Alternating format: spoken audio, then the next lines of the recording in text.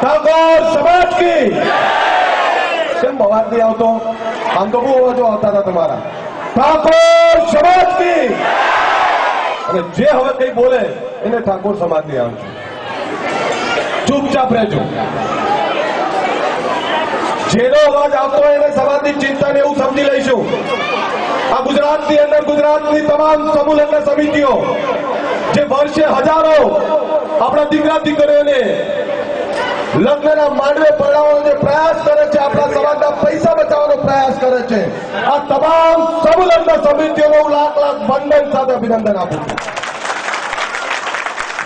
આ ગુજરાતનો ઠાકોર સમાજ, આ ગુજરાતનો ઠાકોર સમાજ સંપૂર્ણ વ્યસન મુક્ત બને, આ ગુજરાતનો ઠાકોર સમાજ શૈક્ષણિક ક્રાંતિ કરે અને આ ગુજરાતનો ઠાકોર સમાજ તમામ ક્ષેત્ર વિકાસના પંથે જાય એના માટે ગામડે ગામડે તાલુકે તાલુકે જિલ્લે જિલ્લે જે સેનાના યુવાનો જે સમાજના આગેવાનો દોડી રહ્યા છે એ તમામને હું વંદન કરું છું. પણ આપણે દીકરા તરીકે ભાઈ તરીકે વિનંતી કરવા આવ્યો છું. આ નવદંપતીઓ જેને પ્રભુતામાં પગલા માંડ્યા છે તેમને ખૂબ ખૂબ શુભકામના આપું છું કે એમનું આવનારું ભવિષ્ય, આવનારું દાંપત્ય જીવન સુખમય, શાંતિમય અને વિકાસમય જીવન જીવે એવી માં કુળદેવી ભગવતીને પ્રાર્થના કરું છું. પરંતુ અપેક્ષા રાખું છું આ નવદંપતીઓ જોડે કે તમે વ્યસન મુક્ત રહેજો, તમારી આવનારી પેઢીને વ્યસન મુક્ત થવા માટે, અને તમે શિક્ષણની ક્રાંતિ પકડજો. અહીંયા જેટલા ઉપસ્થિત છે એ તમામ યુવાન દોસ્તો, માતાઓ, વડીલો, બહેનો, એ તમામને વિનંતી કરવા માંગુ છું, તમારો દીકરો છું, તમારો ભાઈ છું. આ સમાજની અંદર ભાઈ આ જેટલા આવે છે ને બધા એ ઘડીક ઉભા રહેજો. આપણામાં એવું થાય ઉભા થાય બધા ઉભા થઈ જાય છે. તમે ના સાંભળવા હોય તો બંધ કરી દઈશ. કારણ કે તમે તમારી મસ્તીમાં હોતા આગેવાનો 10-10, 15-15 દિવસથી વગર પૈસે મફત સમૂહ લગ્ન કરાવતા હોય, એમનો પરસેવો રેડતા હોય અને તમને સાંભળવાનો ટાઈમ ના હોય તો પછી આ સમૂહ લગ્ન અને આ બધું કરવું નકામું છે. ખાલી ગપ્પા મારવા આવીએ છીએ આપણે બધા.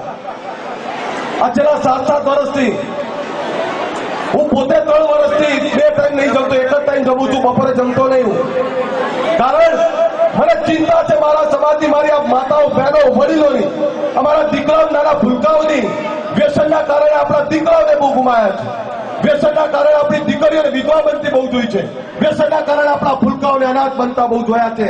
હૃદય કંપી ઉઠે છે આ સમાજની આ દશા જોઈને. આ સમાજની દશા જોઈ છે તમે? જે ઘરની અંદર વ્યસન થતું હોય ત્યાં લક્ષ્મી સમાન પત્ની રડતી હોય, ભગવાનનો બાળ સ્વરૂપ એવા બાળકો રડતા હોય, અને એની માં જેને જન્મ આપ્યો છે એ લાચાર વખતે બેઠી હોય. જે વ્યસનો કરે છે, જે વ્યસનો ત્યાં સમાજે ગુમાવ્યું છે, કલ્પના કરી છે તમે? આ સમાજે કેવો સમાજ? રાજા રજવાડાનો સમાજ, જે સમાજનું આધિપત્ય સમગ્ર ગુજરાત ઉપર હતું, જે સમાજના બાપને પૂછ્યા વગર આસારવાની અંદર કે મારા બનાસકાંઠાની અંદર પણ ગામની અંદર કોઈ પત્તું પણ નતું હલાવી શકતું, એવા સમાજની વાત કરવા આવ્યો છું. આજે એવા સમાજની વાત કરું છું તમને કે આપણા બાપ દાદાનો ઇતિહાસ તપાસી લો. ગામની અંદર આપણા બાપ એ ન્યાય કરવા માટે બેસતા હતા. આપણા બાપ બીજાને આપવાની વાત કરતા હતા.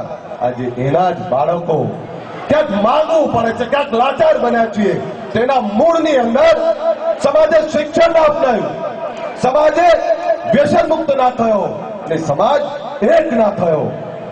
સમાજે જ્યારે જ્યારે દિશા પકડી ત્યારે વ્યક્તિલક્ષી દિશા પકડી. સમાજે જ્યારે જ્યારે દિશા પકડી માત્ર રાજકીય દિશા પકડી. પણ આ જ સમાજે જો શૈક્ષણિક દિશા પકડી હોત વર્ષો પહેલા, આ જ સમાજે ધંધા રોજગારની દિશા પકડી હોત અને આ જ સમાજે વ્યસન મુક્તિની દિશા પકડી હોત તો આજે આ ગુજરાતનો બાપ ઠાકોર સિવાય બીજું કોઈ ના હોત.